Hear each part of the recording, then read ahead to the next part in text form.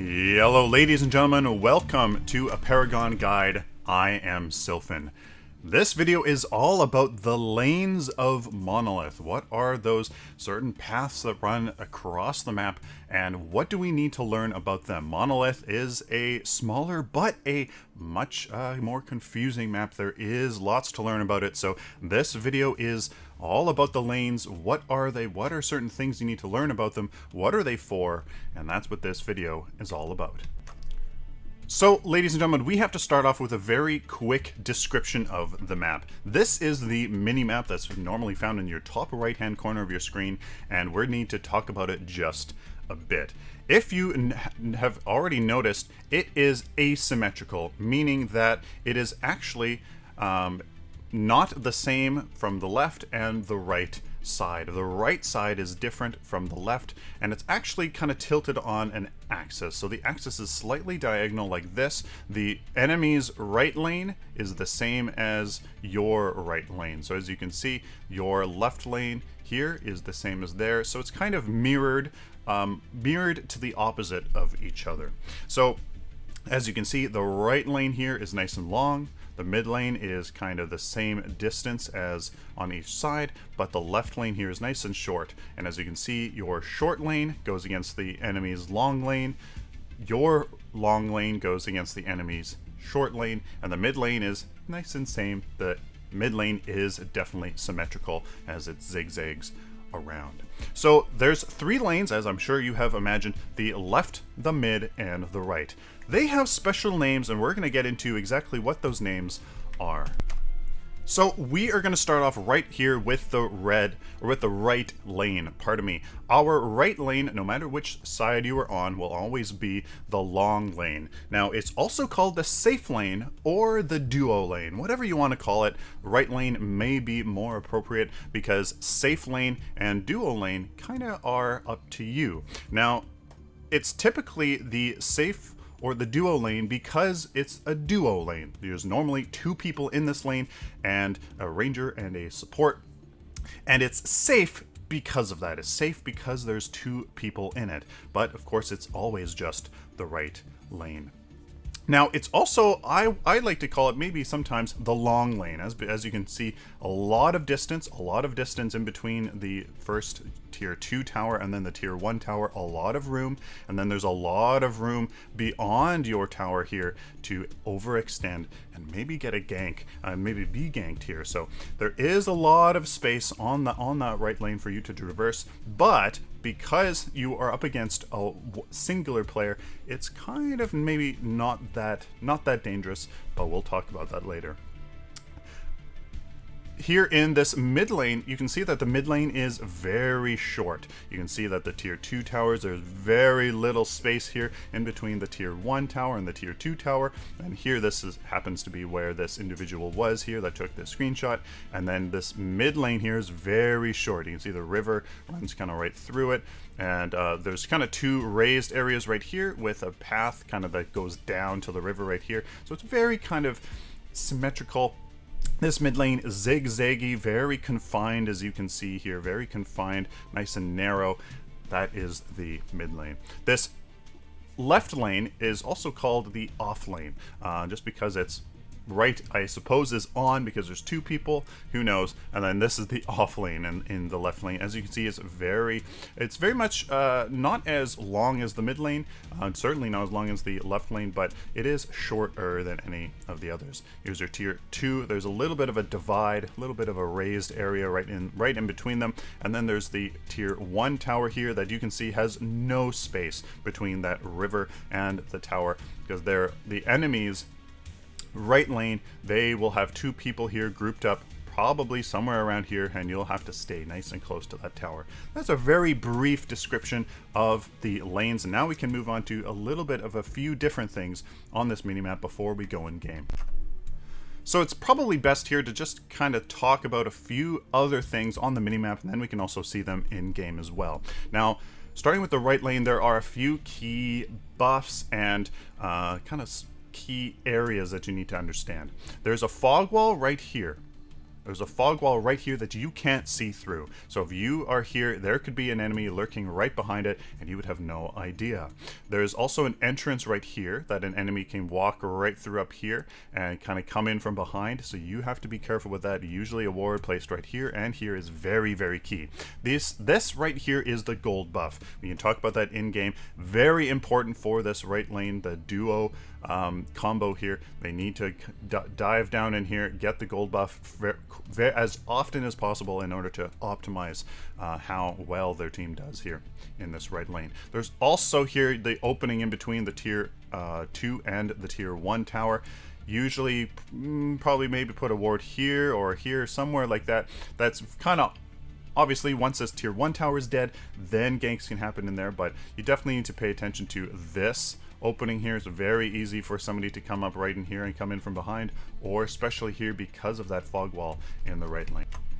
The mid lane, really the only thing about it is that it's very confined. It's very narrow, so any AoE abilities you have to be careful. And of course, ganks are pretty easy, especially if you are in the river or even on the enemy side here. People can really come through here. There's 2 fog walls that prevent you from seeing, so it's pretty scary there in the mid lane. Anybody can come from anywhere and do a lot of work. Come in from here, come in from here, come in from the river, come in from the enemy side here. These are little ledges that they can jump down from. It's quite a deadly lane, but if you can play it safe, it's actually very rewarding. Now in the mid lane, I would actually suggest here this white buff here is a very nice thing to get every once in a while, especially if you push it up. You can dive back down here, grab this, and then come back out, always getting that CP. Now the left lane is the off lane. You're 1v2 in this lane, so you have to play it safe. Usually not really extending very much farther than this, just because there is that fog wall right here for that enemy jungler to come in from behind and take you out.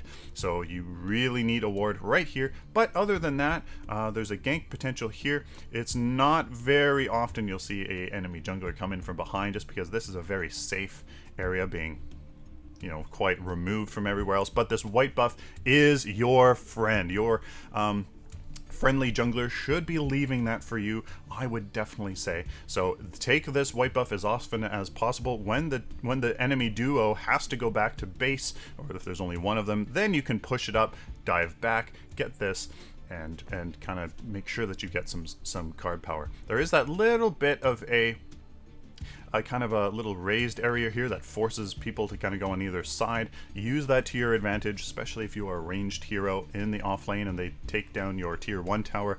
Make sure to kind of stay in this little bit of a raised area, just so that melee heroes don't have the easiest time in engaging on you. So before we go in-game, a quick recap of the physical description. Of course, we'll talk more about it in-game, but here is the kind of the overview. Makes it nice and easy to see. Right lane is the long lane, aka the safe lane or the duo lane. It is safe because usually there should be 2 people in that lane, and that is why it is safe. This relatively wide, it's relatively wide, a lot wider than the mid lane, so you have some more room to maneuver about. There is a gank potential coming from right from here, and of course if you were pushed up, there's that fog wall people can go into. The mid lane zigzags down the map, symmetrical in length for the enemy and friendly team. There is loss of gank potential in the middle, but here in the tier 1 and the tier 2, there's really it is very safe, as the enemy would have to travel a long way to come in from here. There's 2 fog walls right here, and I believe there is some others as well, so you need wards in this mid lane. You try to stay up on this high area right around here to make sure that melee heroes don't have the easiest time getting to you, but otherwise mid lane is quite an interesting place. In the off lane, you are 1v2, as the mid lane is 1v1. You are 1v2, so you have to play it extremely safe, just focus on staying alive, because there's a fog wall here for some very quick ganks. Other than that, if you overextend here, very easy for the enemy team to come in from here, and of course from here as well. It's relatively wide, just like your right lane, but you do have some terrain, some elevation right here so that you can help keep enemy melee heroes at bay. And of course this divide, once the tier 1s once a tier 1 has been taken out to help again against melee heroes. Now that physical description a little bit kind of helps us visualize when we are in game, we are going in game and talking more about these lanes. So ladies and gentlemen, here we see the right lane. We have the inhibitor, the tier 2 tower. As you can see, there's a little bit of an entrance here in behind the tier 2. Not many ganks happen there, as the tier 2 tower is right here. Little bit of elevation on the tier 2, as you can see on either side. Use that as a ranger or a ranged hero, because melee heroes need to get in your face in order to get their true value here in Monolith, because it is very important for them. Use that elevation there on the tier 2 to defend that tower at all costs. The narrow choke point is great for some engagements here. As you can see, that this whole area in between the tier 2 and tier 1 is fairly narrow. That is where you make your stand for that tier 2 tower. This narrow pathway here brings us to the tier 1, which you can see has a ton of elevation here on the left. You have 2 tiers of elevation to really help you with that long range poke if you are a caster, and on either side here for the rangers. I like my rangers there on the right side, just so that they can really poke there down the lane. There is like monstrous gank potential here. As you can see, this fog wall provides so much cover for those heroes wanting to try to get in behind your tier 1, trying to make something happen if the enemy team is coming. So, or if that tier 1 is destroyed, have to be careful. A great place for some wards is right here in this area, as the ward has line of sight now. So place it here on these steps so the ward can see down either one of these lanes to protect you here in this right lane. This elevation, like I said, is crazy for that defending of this tier 1, because there is numerous ways of attack for the enemy team.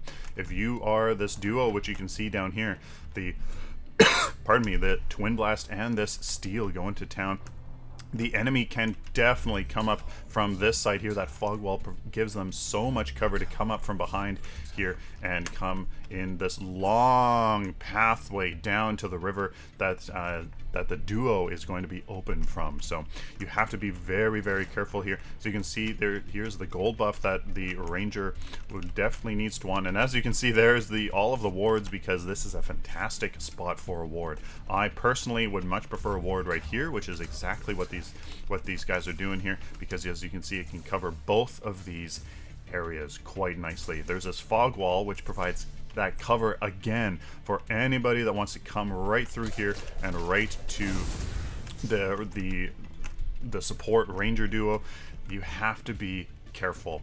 That ward there right behind that fog wall is an absolute must, and also I would suggest a ward down here, right in this intersection here, covering your Amber Link, which is just on those stairs right over there, and also down here to see if anybody's going to Aura Prime or coming up your way here for a gank. That is very much possible.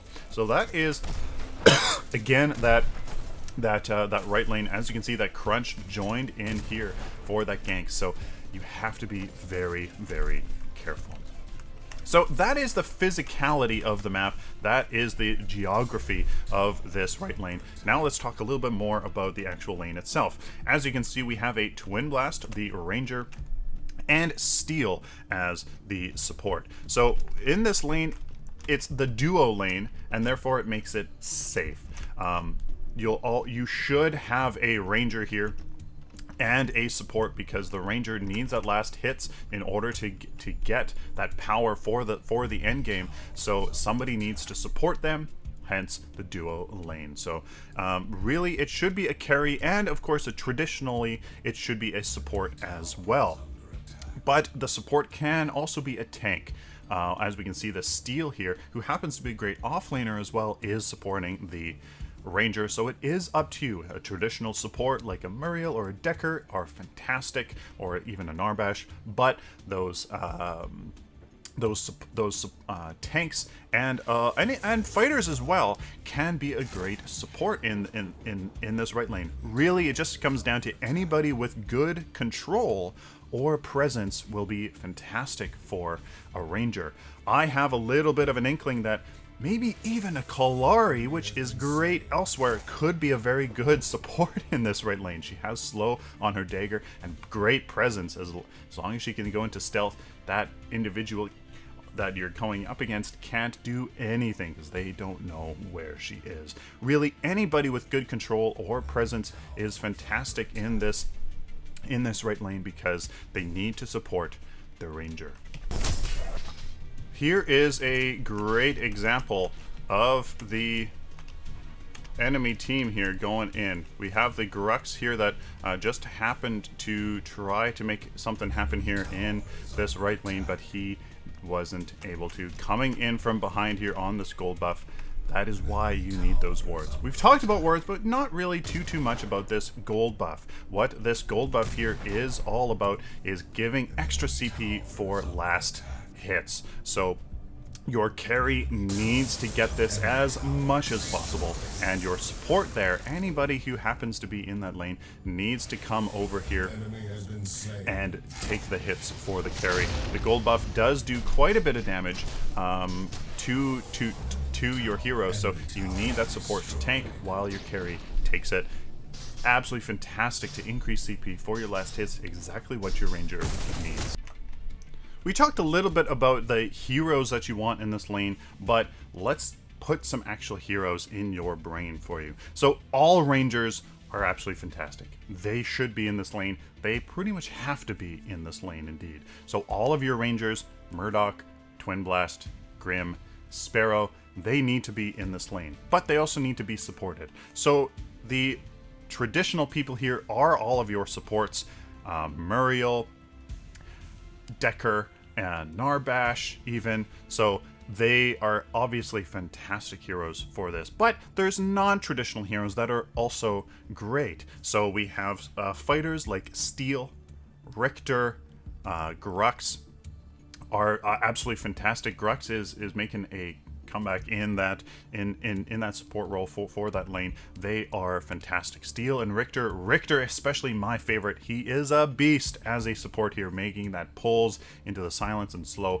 He is monstrous. Like I mentioned before, maybe Kalari, that would be definitely an interesting meta to see, as I think that would certainly work. Kwong is also an option. He has that root with his sword. He's definitely an option, and maybe even Sevrog. I know that that's been thrown around a little bit, but Sevrog has definitely been much more diverse in Monolith, so that would be something interesting to see. Not sure if that would work too well, but those are some ideas for fighters. Some casters that would be great as a support. Obviously, all of your supports, but also Gadget would be fantastic. That long range poke.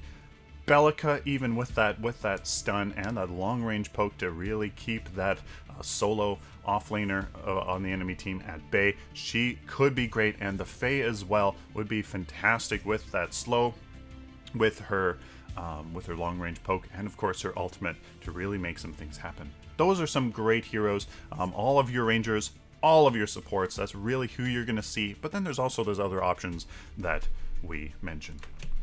So here is the mid lane. It's the mid lane. It's symmetrical on either side, as we saw, and it's very narrow. As you can see, here is the inhibitor right in this tier 2 tower. Again, you have that elevation. Ranged heroes, use it. They go unused way too often.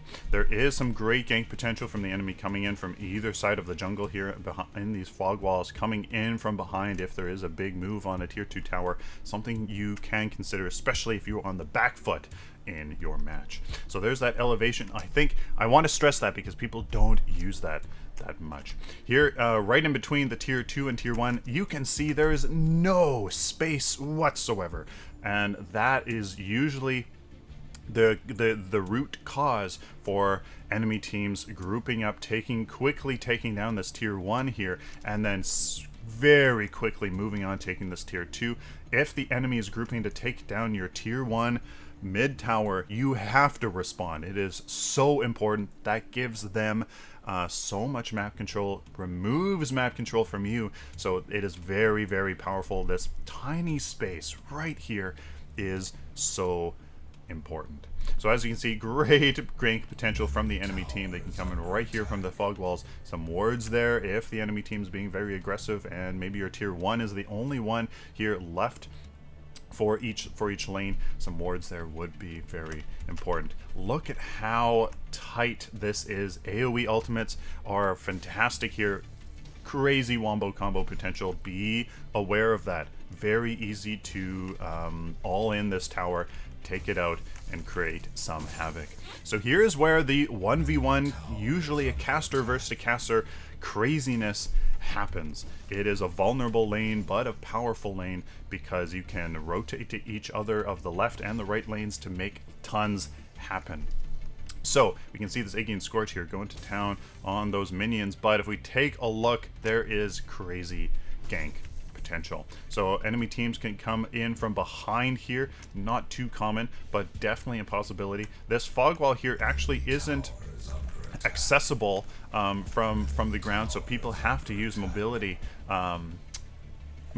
abilities or cards here to get behind this, but that is a potential. A great place for a ward is actually right here, to see up here into the enemy's team jungle and down this river to see anybody going. A ward here is an absolute must, because I have seen Greystones use their leap to get in from behind and create some havoc on mid laners here.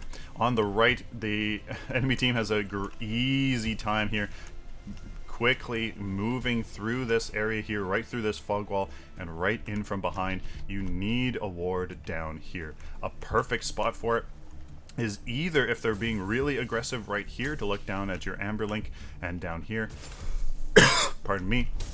But I more prefer a ward right about here, so that it can look down here to protect this river buff, look down here for Orb Prime, obviously detect anybody falling down here to come and try to gank you. So a ward right about here is a fantastic spot, as you have vision of all of this whole side here. As you can see, this Grux could very easily quickly move through here, come down here, and right in behind on this Iggy and Scorch. Mid lane is so exposed. You need your wards. You need to position very carefully.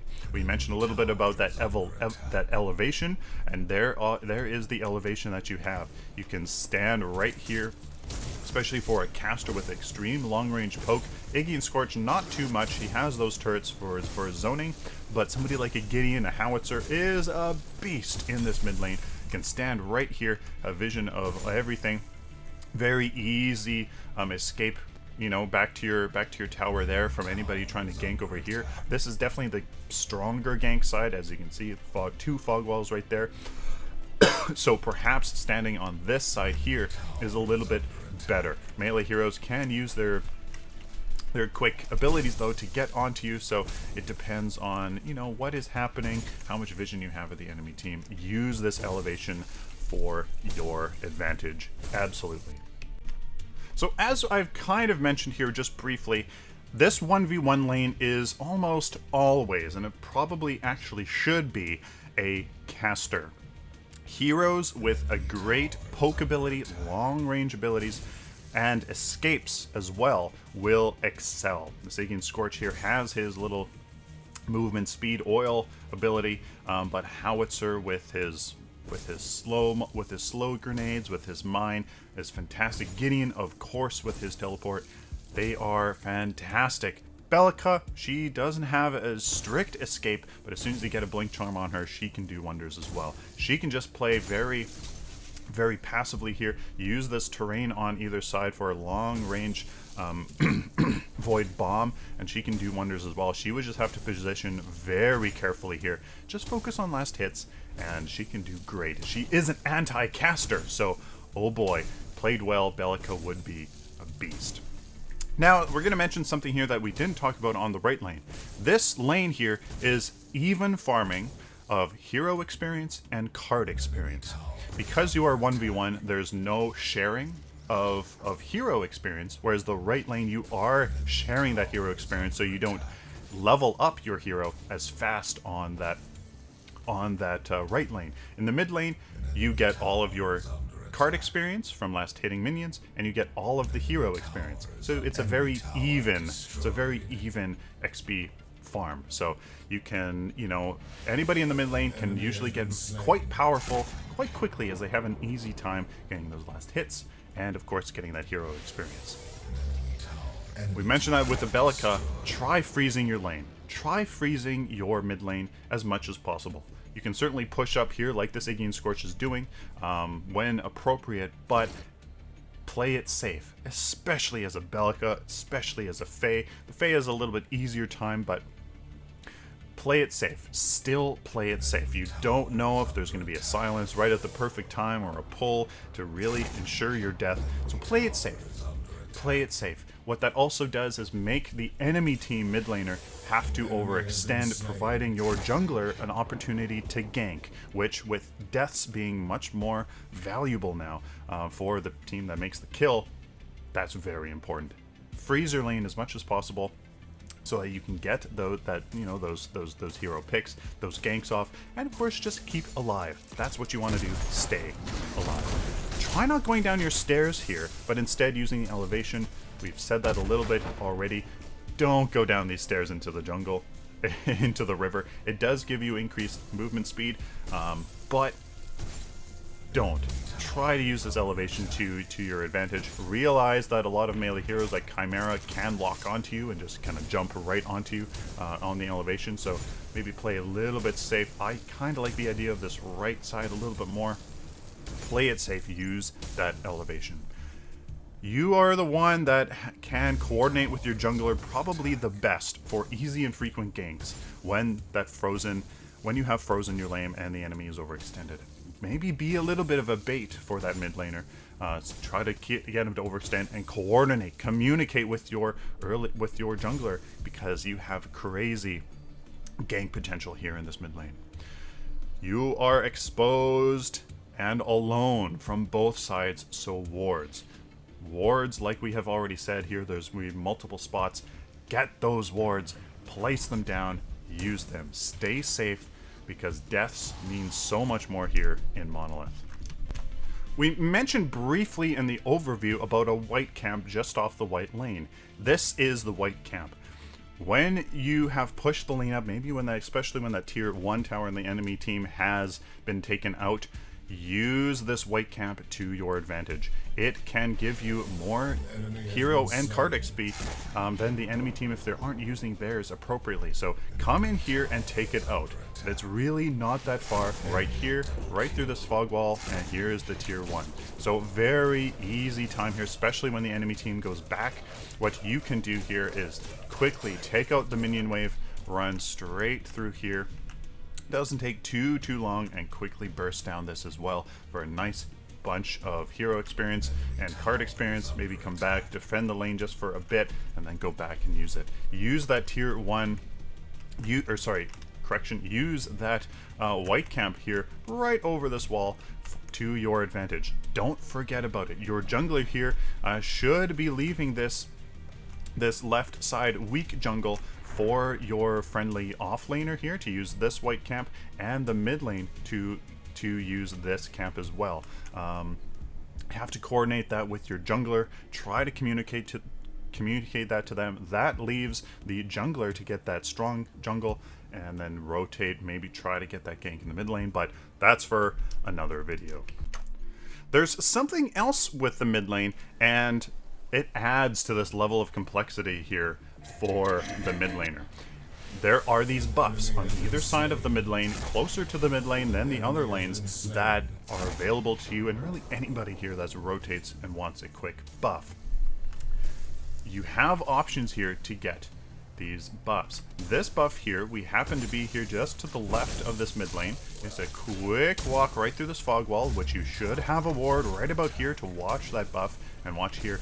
Now the thing about this left river buff is that it's shorter to get to than the right one, but it's much more dangerous. As you can see, this is the enemy's strong jungle, so their jungler will be in here a majority of the time. They have an easy time coming down these steps or those steps over there and taking you out. So make sure to ward this. Run over here. It's a very quick get. You can pretty much take this out with one cast ability. and it regenerates a ton of your mana. So what you can do is use this as kind of a pseudo mana potion. Burn down your mana pool, quickly run over here, use one ability to take the buff and replenish your mana pool. Now, on the other side, though, there's a little bit more of a jaunt over here to another river buff. This is longer to get to, but safer. Just like the enemy team jungler can have an easy time taking you down on the left side. On the right side, you can maybe set up a few more plays. Maybe. So if your jungler here is really good at coordinating, maybe you can draw the enemy team in here on the right side, maybe create a little bit of a team fight, maybe a little bit of a skirmish, get this buff, and maybe get a gank off here. So another, again, like we said before, a ward right about here is absolutely perfect, right against this cliffside to view this whole river area here. Any enemy team that wants to invade your jungle, grab this buff. Again, grants you that mana and the buff, of course. And it's a little bit longer to get to, but it is safer. So you have the one on the left here, closer but a little bit more dangerous, and the right side, safer but a little bit more farther away. Now, as you can see, the mid lane is a bit complicated, but if you do it well, you can be a monster. You can rotate, you can get river buffs, draw people in for ganks. There's lots of potential. So what kind of heroes here are fantastic for this mid lane? Casters. Pardon me. This is pretty much a caster lane. Casters, this is where you live. Because of those buffs, those river buffs that are so close, you can basically use it like a super duper mana potion and stay in that lane. It's a fantastic lane for casters, so really only casters here are usable. Fantastic casters currently in the most recent patch: Gideon, Howitzer, Gadget, complete beasts here in this mid lane. Gideon, Howitzer, the two strongest, followed by Gadget. Then we have the Fae, could be a strong hero in the mid lane, followed by, at least I would say, Bellica. I think that she actually has maybe the most potential for making monster plays. Again, she is an anti-caster caster. So, boy, if you can play a great Bellica, play it safe, use your wards, maybe get a blink charm early on, you can be crazy in this mid lane, especially if the enemy team isn't managing their mana pool. You can use their ultimate to completely decimate them. So there you go. That's my ranking: Gideon, Howitzer, Gadget, Fae. Bellica's a swing. She's either my last pick or my first pick if you're a fantastic Bellica player. And here we go with the last lane, the off lane or the left lane. I prefer to call them left, mid, right, just because that's the most clear, obviously. So this is the left lane. This is our inhibitor, and this is our tier 2. Again, you can see that elevation that people don't really use all that much. Use that elevation. Use it to your advantage as a ranged hero, even as a melee hero, to jump down, to use it to prevent other melee heroes from getting in your way. Use that elevation. It's definitely an underutilized part. Again, we have here the jungle that the enemy team can come in from behind. Be aware of that. Not too common. In between the tier 2 and the tier 1, as you can see, a little bit more space than that mid lane, but a little bit bigger from the right lane.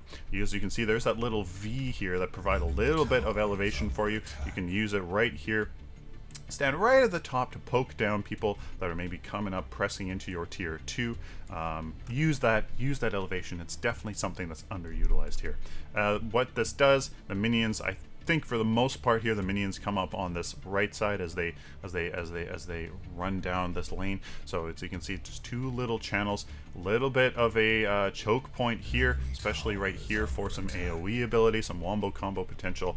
Not as narrow as the mid lane. I think maybe this is the most wide of all the lanes besides the right lane, right in between the tier 2 and the tier 1.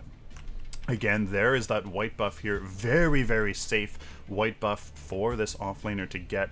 Once the enemy duo retreats, you can very easily push the lane up just a little bit, get it going in the right direction, and then swing back, get this white buff. You can definitely communicate with your jungler to keep this white buff for yourself. You probably will need it. If you can farm this quite enough, you might actually not be at that much of a disadvantage here, being 1v2 in this off left lane. Now again, there's that elevation. It's pretty big. It's one of the biggest pads in all the towers, so use this elevation, my goodness. Especially if you are a caster here. A caster is very strong off lane. Obviously 2v or 1v2 with lots of long range poke is very strong. Use this elevation here, as there's a little bit of a choke point right here, as you can see, that you can use some great AoE abilities. So take a look at this space in between the river and your tier 1. Pretty much nothing. With this fog wall being right here, it is so easy for the jungler to come in, the enemy jungler to come in from behind, take you out as you're overextended there by those archways. You have to have this warded. You have to have this warded. It's pretty much a given. There's always going to be a ward sitting right here to watch down this way, and watch down here maybe if the jungler is being super aggressive, so watching right down here. What you can do if you're a little bit more confident is maybe put a ward right about here, again, right here, but the mid laner should have this warded off, and as you can see, having that mid laner put the ward right here also protects your off laner, which forces the, forces that vision for you of anybody trying to gank you. So this mid lane, this off lane is pretty scary, but if you have it under control, especially as a caster, you can have some advantage. Again, if you want to push this up, there is great potential here to steal that green buff. If you manage to somehow get up here and last hit that green buff, you can steal it from the enemy duo. But that's you'd be probably pretty stretched to do that. So there is the lane, as you can see, very, very short here in this left lane, the shortest lane of them all, and it's definitely one of the hardest lanes to play in. So as we talked about in the mid lane being kind of even on hero experience and card experience, the off lane is the most weird one of them all. Because you are alone, you get all of the hero experience from nearby minions that die. However, because you are 1v2 with an enemy ranger being on the enemy team and maybe a ranged support, especially if it's a ranged support on the enemy duo, you can be poked out so much. They have ranged abilities, so if they can poke you down, they can really remove you from getting those last hits. So in this off lane, you're not going to be able to get as many last hits on those minions for those card experience. So this lane is very card power deprived, but it's very high in hero experience. So you're going to level up quite quickly, but not get as much card power as other lanes. So this is why in this off lane, heroes that do very well with their abilities are rewarded a lot. You are going to level up hero-wise much faster than the duo is going to be able to do. So if you have fantastic abilities you can use against that duo in order, or maybe even to clear lanes and get those last hits, you can be a monster. So with that said, ability-focused heroes excel in this offlane. Due to being unable to safely last hit with basic attacks, again, not being able to get those last hits as much, you're card power deprived, but because you're the only one in the lane, you are fantastic at getting hero experience. With that said, heroes with escapes are going to be an absolute must. Anybody that doesn't have an escape, doesn't have a blink, doesn't have an increased movement speed ability, they're going to have a very tough time. A very tough time. So you're going to have to, if you're playing a hero with no escapes, so careful in this off lane. You're going to have to use that ward. Use their long range poke abilities as much as possible. Really, I would not recommend people without escapes to be in this lane. Not saying it can't be done, but it certainly is not recommended. So who are great for the off lane? Well, ranged heroes are going to have obviously be in a much more of an advantage here in a 1v2 scenario, using their long range abilities to get those last hits, poke the enemy duo. So I would say that any caster is going to be absolutely fantastic. Howitzer, Gideon, obviously, Gadget's going to be amazing. Iggy and Scorch, not so much, because his turrets give experience to the enemy team when they're killed. You're gonna have to be careful. You can't place those out too much. I wouldn't put an Iggy and Scorch here in this off lane, just because the enemy team's gonna have an easy time taking out your turrets. Then there becomes, you know, the Fae and Bellica. They don't have escapes strictly, but they have great long-range poke abilities. Bellica has a fantastic Void Bomb. She has her Void Drone that she can set out if there's a good gank and the enemy team's using all their abilities to do that damage. She has the potential just like that mid lane, but boy, you would have to be very careful. You would have to be very careful. So, Bellica, again, played very well, would be good, but the Fae, I think the Fae would have an easier time, especially with that her one AoE ranged ability would actually work quite well. Now, there is something else that people are trying to do. As we can see here in this offlane, we have a Grux. So there are some fighters that people play in this off lane. With a fighter, though, you're melee up against a duo, so you're gonna have a much harder time getting that card experience than a ranged person would in this lane. Fighters, I'm not so sure I like the idea of a fighter here in this off lane, but it is certainly doable. Somebody that's very naturally tanky, like Greystone, who has a fantastic AoE ability as well. He could certainly work quite well, but there is a caveat, something that you definitely have to do if you get a fighter in the off lane. If you are a fighter, you're going to have to build for sustainability. You absolutely need a health potion. If you have a healer token, absolutely take that.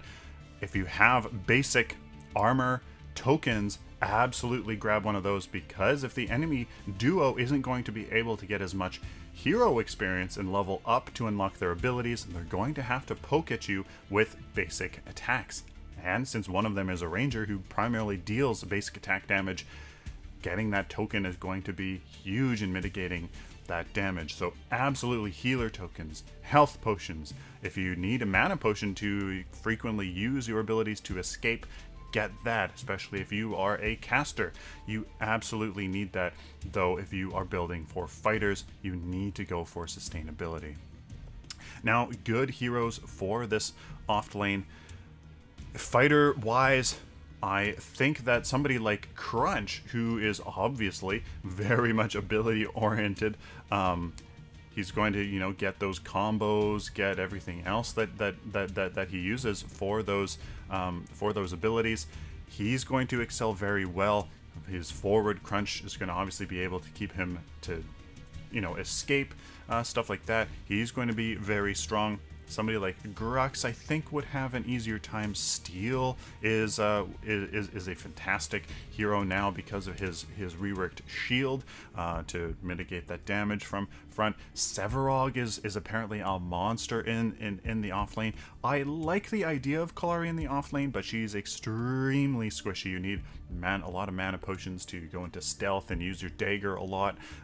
So that is, I think she could work in the offlane, but those fighters obviously work very well. Greystone is a beast because his passive gives him that basic armor. He's going to be fantastic. He has a fantastic escape. He has a fantastic wave clear. So he works great. I maybe like the idea of Feng Mao with a little bit of a shield, and he does have an escape as well, and he has an AoE as well. Those fighters work, but you have to build them for sustainability. I much prefer the idea of a caster, to be honest with you, in that offlane, because they can do work with that duo with their long range abilities and can really make some fantastic gank opportunities happen. In essence, I think all heroes could work in the offlane besides supports, besides rangers.